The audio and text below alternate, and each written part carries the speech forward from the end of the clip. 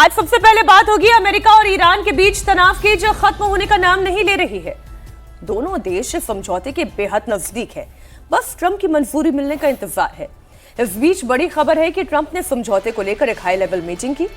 Trump ने situation room में करीब 2 घंटे की मीटिंग की, लेकिन कोई फैसला नहीं ले पाए।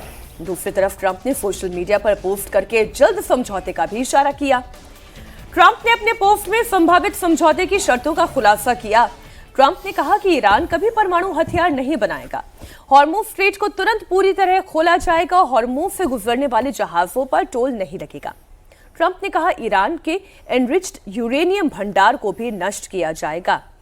तो सवाल यह है अजीत जी, 2 दिन पहले तक वो ये कह रहे थे कि ईरान ये गलती कर रहा है, वो ये सोच रहा है कि शायद मैं थक जाऊंगा और मैं किसी भी डील के लिए हाँ कर दूंगा, मुझे मिड टर्म इलेक्शंस की परवाह नहीं है। अब अमेरिका भी तैयार हो रहा है, ऐसा लग रहा है कि डील होने वाली है। डील क्रैक हो रही है, नहीं हो रही है? नहीं, देखिए, ये राष्ट्रपति जो ट्रंप हैं, इनकी पॉलिसी जो डिप्लोमेसी में ब्लो कोल्ड ब्लो हॉट का जो एक डिप्लोमेसी होती है कि आप एक तरफ बातचीत कर रहे होते हैं और दूसरी तरफ आप युद्ध की भी तैयारी कर रहे होते हैं। ये ट्रंप ने अपनी डिप्लोमेसी में जो इसको सबसे बेहतर स्ट्रेटजी इसी को मान लिया है। और आप देखिए कि वो हमेशा मैक्सिमाइज करते हैं सरप्राइज को। जब वेनेजुएला के मामले में उन्होंने मैक्सिमाइज किया सरप्राइज को, उन्होंने ईरान के मामले में किया, जिस समय बात हो रही थी, जिनेवा में समझौता हुआ था और 15 दिन का समय था, उसके चौथे दिन उन्होंने अटैक किया था। उन्होंने नाइजीरिया के मामले में यही किया, उन्होंने सीरिया के मामले में यही किया। तो 7 देशों पर अपने सेकंड टर्म में उन्होंने अटैक किया और सबसे पहले उनकी बातचीत हो रही थी। तो बातचीत तो चल रही, इसमें कोई संदेह नहीं है। और इसमें भी कोई संदेह नहीं है कि ट्रंप इस युद्ध में इस तरह से उलझे हुए हैं कि उनको निकलने का रास्ता खोलना, उनको निकलने का रास्ता भी खोजना है। तो ये दोनों चीजें कर रहे हैं। वो समझौते की बातचीत भी हो रही है, रिकंस्ट्रक्शन का पैकेज डिस्कस किया जा रहा है, यूरेनियम को कहां ले जाया जाएगा, कहां नष्ट किया जाएगा, ये भी डिस्कस हो रहा है, हॉर्मुज कैसे मैनेज होगा, ये भी किया जा रहा है। लेकिन एक दूसरी खबर जो डोमेस्टिक फ्रंट पर है उनके, जिस पर हम लोग पहले चर्चा करते रहे हैं, वो ये है कि उनका मिड टर्म होना है नवंबर में। और उस मिड टर्म को लेकर के अभी प्राइमरी चल रही है। उस प्राइमरीज में क्या है कि ज्यादातर कैंडिडेट ट्रंप के जो है वो लीड कर रहे हैं। जो रिपब्लिकन पार्टी के भीतर जो कैंडिडेट चुनने की कवायद है, उस कवायद में जो ट्रंप सपोर्टर हैं वो लीड कर रहे हैं। मतलब सिटिंग सीनेट के ऊपर एक नए व्यक्ति को लोगों ने एक प्राइमरी में चुना जो ट्रंप के व्यक्ति हैं। तो इसको भी जारी रखना है ट्रंप को किसी ना किसी तरीके से कि प्राइमरी में उनके ज्यादा से ज्यादा उम्मीदवार वहां आए।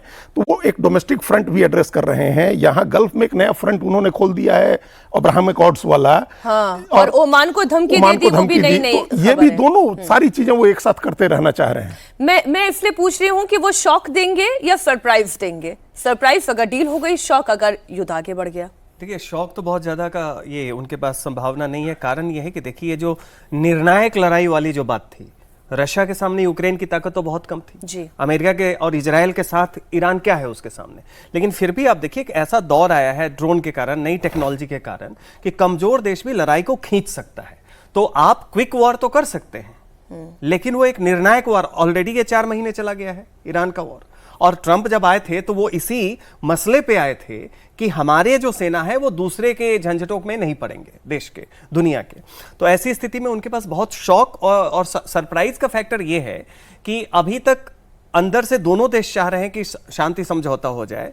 उसमें सबसे बड़ी बात है कि ईरान का जो एनरिच्ड न्यूक्लियर ये यूरेनियम स्टॉक है, उसको लेके एक बीच का रास्ता ये आ रहा है। आईएईए के जो अध्यक्ष उन्होंने कहा भी है कि वो कजाकिस्तान या किसी न्यूट्रल कंट्री में, जहां पे यूएस और ईरान दोनों को ये सहमति हो, वहां पे उसको स्टोर किया जा सकता है। तो ट्रंप ये जो कह रहे हैं कि हम समाप्त कर देंगे, नष्ट कर देंगे, नहीं, इसमें फिर हॉर्मुज का मैं इसलिए पूछना चाह रही हूं क्योंकि डोनाल्ड ट्रंप ने ये कहा था जब उन्होंने ओमान को धमकी दी थी कि हॉर्मुज को ईरान रोक कर नहीं रख सकता, और ये इंटरनेशनल वाटर्स है, यहाँ पर किसी भी देश को आने जाने की आजादी होनी चाहिए। तो हॉर्मुज पर कोई पाबंदी होगी या इस डील में इस पर भी कोई नेगोशिएशन हो रहा है कि भाई ईरान चुंगी लेगा या नहीं लेगा? नहीं, अगर उसमें पाबंदी रह गई तब तो ये अमेरिका की हार होगी, क्योंकि इस लड़ाई के पहले हॉर्मुज जो था वो फ्री था, वो अंतर्राष्ट्रीय वाटर का ये मामला है, वैसी स्थिति में हॉर्मुज पे ओमान के साथ ईरान का ये प्रेशर टैक्टिक्स है। हालांकि इंसेंटिव है कि बहुत ज्यादा रेवेन्यू आएगा, टॉल वो मनी आएगा, लेकिन ये सबसे पहली, उसके बदले में ईरान जरूर ये नेगोशिएट करेगा। जो एनरिच्ड यूरेनियम को नष्ट करने की बात है, उस पे आप थोड़ा पीछे हटें। इधर अमेरिका ईरान की जंग के बीच पाकिस्तान खुद सबसे बड़ा मीडिएटर साबित होने की कोशिश कर रहा है। शहबाज से लेकर मुनीर तक एक देश से दूसरे देश में भागम भाग में लगे हुए हैं। इन सब के बीच अब्राहम अकॉर्ड ने पाकिस्तान की मुसीबत बढ़ा दी है। बड़ी खबर आपको दे दें, ट्रंप चाहते हैं कि पाकिस्तान अब्राहम समझौते पर साइन करे, उसे माने, लेकिन पाकिस्तान अगर ऐसा करता है तो गृह युद्ध तक छिड़ने की संभावना है। अमेरिका दौरे पर गए पाकिस्तान के विदेश मंत्री इशाक डार से जब अब्राहम समझौते को लेकर सवाल पूछा गया तो उन्होंने कोई जवाब ही नहीं दिया। इस समझौते को अगर पाकिस्तान मानता है तो उसे इजराइल को मान्यता देनी होगी, और कोई भी मुस्लिम कंट्री कैसे इजराइल को मान्यता देगा। आप पहले बयान सुने, फिर करते हैं चर्चा। अब वो सवाल पूछ तो रहे हैं, उन्हें भी पता है कि जवाब आना नहीं है, और इशाक डार बोले भी तो कैसे बोले, ना उगलते बने ना निगलते बने। ये तो पाकिस्तान किसी हाल में अब्राहम अकॉर्ड में नहीं शामिल होगा, ये उनके अस्तित्व का सवाल है। और सिर्फ पाकिस्तान ही नहीं, दूसरा कोई भी गल्फ नेशंस जो हैं, जिन लोगों का 6 का एक अलग इनफॉर्मल ग्रुप बन गया है, जो शामिल हो गए उनको छोड़ दीजिए। जैसे यूएई शामिल हो गया, या बहरीन शामिल हो गया, मोरक्को शामिल हो गया, वो तो खैर अफ्रीकन कंट्री है, या कजाकिस्तान ने किया सेंट्रल एशिया के। अब ये कजाकिस्तान का मामला भी बहुत इंटरेस्टिंग है कि इनरिच यूनियन वहाँ रखते हैं, वो अब्राहम अकॉर्ड का सिग्नेटरी है कजाकिस्तान। सूडान का अभी फॉर्मलाइज नहीं हुआ है, तो ये कोई अभी इसमें शामिल नहीं होगा, कोई जो गल्फ कंट्रीज है। और पाकिस्तान तो कतई नहीं होगा। ख्वाजा आसिफ ने बहुत साफ शब्दों में कहा कि हम लोग, जो रक्षा मंत्री हैं वहाँ के, कि हम अब्राहम अकॉर्ड पर दस्तखत नहीं करेंगे। अब ये जानबूझ करके एक नया फ्रंट खोला है ट्रंप ने मामले को उलझाने के लिए। आप कैसे इजराइल को उसकी ज्यादतियों के लिए रिवार्ड देना चाह रहे हैं? ये तो इजराइल को रिवार्ड देना हुआ ना, उसने गाजा में जो किया, फिलिस्तीन में जो किया, या अभी ईरान में जो हो रहा है, लेबनान में जो वो कर रहा है, अपने ग्रेटर इजराइल के लिए जो चीजें वो कर रहा है, उसको आप रिवार्ड देना चाह रहे हैं। उसको मुस्लिम देशों से सहमति, वो समर्थन दिलवा करके, उनको स्वीकृति दिलवा करके, ये नहीं होना। ये अपने डोमेस्टिक ऑडियंस के लिए भी वो कर रहे हैं और इजराइल के लिए भी कर रहे हैं, क्योंकि इस मामले में इजराइल की बड़ी भूमिका है, ये इस पूरे मामले में युद्ध को लेकर के। तो ये तो नहीं, अभी ये तो नहीं होने जा रहा है। समझौता ईरान के साथ दूसरी ही चीजों पर होगा। अगर वो हॉर्मुज की खाड़ी खोलेगा, अभी हम लोगों ने देखा जो वहाँ एक पर्शियन गल्फ स्टेट अथॉरिटी बनी है, उस अथॉरिटी ने कहा कि हम नहीं खोलने जा रहे हैं वहाँ हॉर्मुज की खाड़ी। और ट्रंप ने क्या कहा, ईरान ने कहा कि आप वहाँ से बंद करिए, जो घेराबंदी आपने किया उसको हटाइए, जो फारस की खाड़ी में किया है। तो ट्रंप ने कहा कि अभी समुद्र में ट्रैफिक बहुत जाम है, बहुत नेविगेशन है, बहुत ट्रैफिक जाम है, तो 1 महीने तक नहीं हो सकता है। तो ऐसे नहीं, आपका इंटेंशन दिखना चाहिए है कि आप घेराबंदी हटा रहे हैं, और तब वो निगोशिएट करेगा हॉर्मुज पर। और बदले में, जिस न्यूयॉर्क टाइम्स ने जो रिपोर्ट दी है कि आपको वो 25 लाख करोड़ का, 300 अरब डॉलर का एक रिकंस्ट्रक्शन का पैकेज है, वो पैकेज आपको देना होगा। इसमें वहां उसकी जो संपत्ति जब्त की हुई है उसको खोलना होगा। वो अपने इकोनॉमिक नुकसान की भरपाई जरूर करेगा। तो अमेरिका ईरान अब ये डील कैसे आगे लेकर जाता है, हमारी नजर इस पर भी है। और पाकिस्तान तो उल्टे पैर भागना ही था, ये बात भी तय है। लेकिन ये जो नीट के लीक वाला कांड है, इसमें कैसे कोई सोल्यूशन निकलेगा? 21 जून को नीट री एग्जामिनेशन है, मतलब अब से महज 22 दिन के बाद ये एग्जाम है, और पूरे देश में होना है। प्रधानमंत्री मोदी की सलाह पर इस बार शिक्षा मंत्रालय ने एयरफोर्स की मदद से नीट के प्रश्न पत्र भेजने का फैसला किया। ये बात खुद इंडिया टीवी को दिए गए इंटरव्यू में शिक्षा मंत्री धर्मेंद्र प्रधान ने कही। उन्होंने ये भी कहा कि इसके लिए रक्षा मंत्री राजनाथ सिंह से बात हुई, उन्होंने ग्रीन सिग्नल दे दिया है। शिक्षा मंत्री के इसी फैसले पर अब सियासत हुई है। विपक्ष इस पर सवाल उठा रहा है। नेता प्रतिपक्ष और कांग्रेस सांसद राहुल गांधी ने सरकार पर निशाना साधा। राहुल गांधी ने सोशल मीडिया पर पोस्ट करके लिखा, युवाओं का नरेंद्र मोदी पर भरोसा नहीं रह गया है। एयरफोर्स द्वारा प्रश्न पत्र पहुंचाए जाने के फैसले को शर्मनाक बताते हुए उन्होंने कहा कि जिस सेना का काम दुश्मनों से देश की रक्षा करना है, आज उसे मोदी सरकार के अपने भ्रष्टाचार से बच्चों के पेपर बचाने के लिए भेजा जा रहा है।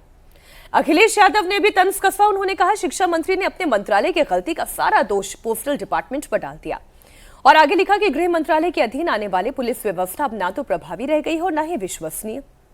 आपको बता दें, कल ही सुप्रीम कोर्ट में नीट पेपर लीक को लेकर सुनवाई हुई थी, जिसमें सुप्रीम कोर्ट ने शिक्षा मंत्रालय और एनटीए से बड़े कड़े सवाल पूछे।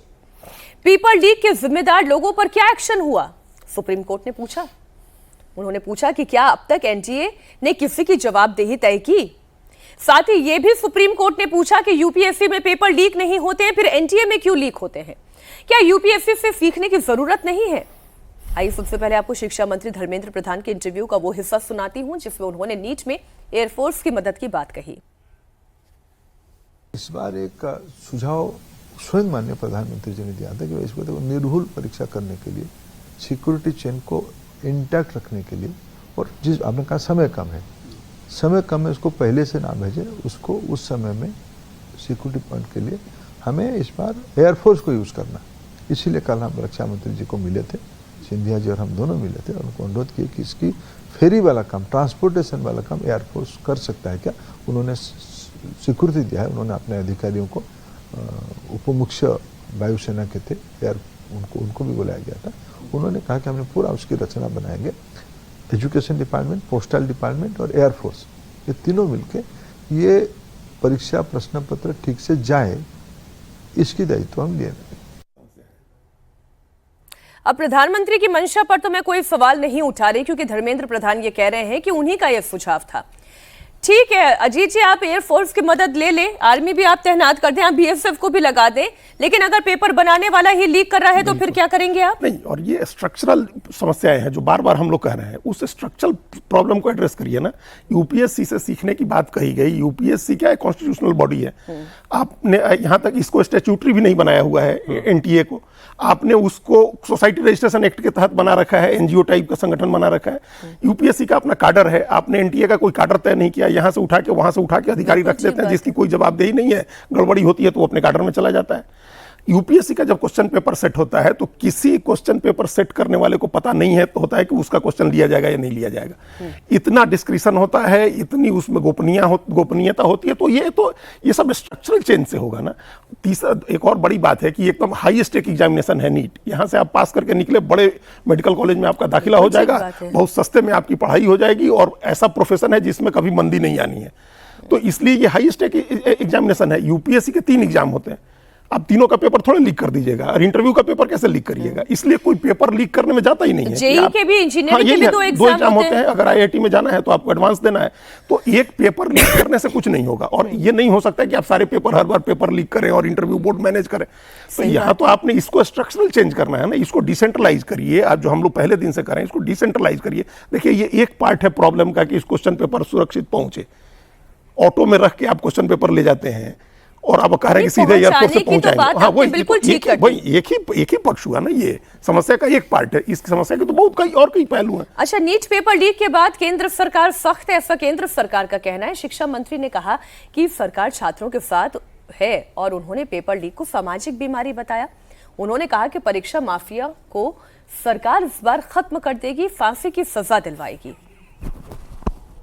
निवेदन करना चाहूंगा समाज को, जो एक फोर्स रहती है जिनकी एक फाइनेंशियल पावर की दंभ पे ये परीक्षा माफियाओं को सहारा करके जो व्यवस्था को तोड़ने की एक सामाजिक व्याधि बन चुकी है, उसके खिलाफ एक जन जागृति की आवश्यकता है।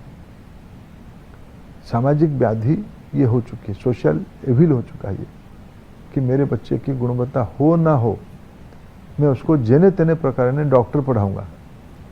ये जो उस व्यक्ति की, उस तथाकथित अभिभावक की एक ग्रीड है, ये व्यवस्था को तोड़ देता है। ये जो बात वो कह रहे हैं, जब मैं इस पे पूरा रिसर्च करी थी सज्जन जी, जो 5 पॉइंट्स मुझे समझ में आए कि ये नीट पेपर लीक बंद क्यों नहीं हो पा रहा है। एक तो मानवीय मिलीभगत है, अंदर ही के लोग शामिल हैं, प्रिंटिंग से लेकर सेंटर तक पहुंचाने के बीच में लीकेज है, लंबी चेन है, कोचिंग माफिया तीसरा पॉइंट हो गया। अच्छा, टेक्नोलॉजी फेल है, केवल दिखावा के तौर पे दिखाई दे रही है, और इसके साथ साथ जो बड़ा पॉइंट है कि सजा में देरी होती है, डर कम होता है।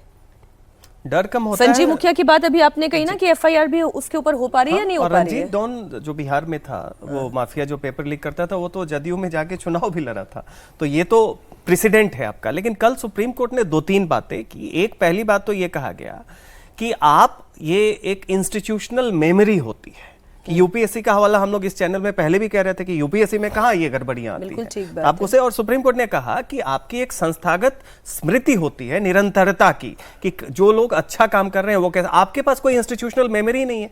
क्यों? क्योंकि सब कुछ एडहोकिज्म है, जैसा अभी अजीत जी ने कहा कि जिसको भी आप बुला ले रहे हैं, जिसको बुला रहे हैं उसकी कोई गुणवत्ता नहीं है, उसको वो दोयम दर्जे के एक्सपर्ट है, डोमेन एक्सपर्ट नहीं। और यही चीज राधाकृष्णन कमेटी ने भी कही कि साहब यहां पे तो डोमेन एक्सपर्ट्स ही नहीं आते हैं, घनघोर कमी है उनकी। आप किसी को बुला रहे हैं, हमने कहा तो ट्रांसलेशन का देखिए, केमिस्ट्री वाला किसी मराठी में ट्रांसलेट कर रहा है, ये ऐसा लग रहा है कि कहीं का कहीं ईंट कहीं का जोड़ा, भानुमति ने कुनबा जोड़ा।